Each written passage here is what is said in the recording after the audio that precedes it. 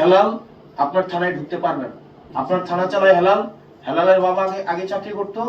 এখন হেলাল কোনো কোনো ইয়া থেকে আপনি আমাকে বলতে পারেন এই ধরনের কথা, তো ধরেন আপনাদের লিগ্যাল প্রসিজারে নাই, এটা নাই, সেটা নাই।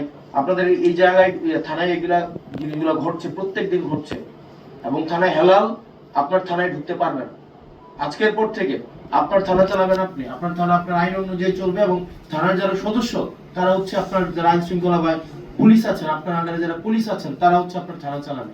এবং থানা যদি চালায় এমন জন যার যে পুলিশ না, যার হচ্ছে এখানে কোনো চাকরি নাই, সে যদি থানা চালায়, থানায় কোন মামলা রুজু হবে, কোন মামলা রুজু হবে না, কোনটা মামলা এজাহার ভুক্ত হবে, কোনটা এজাহার ভুক্ত হবে না, তারপরে হচ্ছে আপনি আমাকে বলতে পারেন যে না এগুলা হয় না, এগুলা ওনার কাছ থেকে অ্যাপ্রুভাল নিয়ে, এটা মৌখিক একটা অ্যাপ্রুভাল নিয়ে তারপরে থানায় হচ্ছে ভুক্তভোগীরা যাইতে হয়।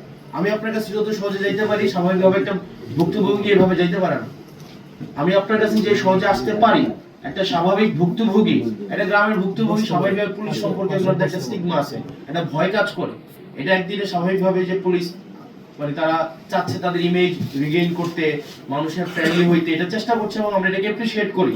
কিন্তু স্বাভাবিকভাবে একটা গ্রামের মানুষ যখন দেবীদ্বারে আসে, বড়কান্থা থেকে, ভানি থেকে, সুলতানপুর থেকে, এটা স্বাভাবিক একটা গ্রামের মানুষ, আপনি যে কেসের যে জিনিসগুলো বলছেন এগুলা দেখবেন স্বাভাবিকভাবে অর্থনৈতিকভাবে যারা একটু একটা লিমিটেড একটা পর্যায়ে জীবনযাপন করে, তাদের মধ্যে কলহগুলো বেশি হয়। আপনি দেখবেন যে অটো চালক, সিএনজি চালক, তারা যখন থানায় যায় দেখা যায় বেশিরভাগ ক্ষেত্রে তাদেরকে হয়রানি করে। এখন স্বাভাবিকভাবে পুলিশের কাছে যাওয়ার আগে কিন্তু এক ধরনের পুলিশ আছে যারা হচ্ছে অচাকরিজীবী পুলিশ।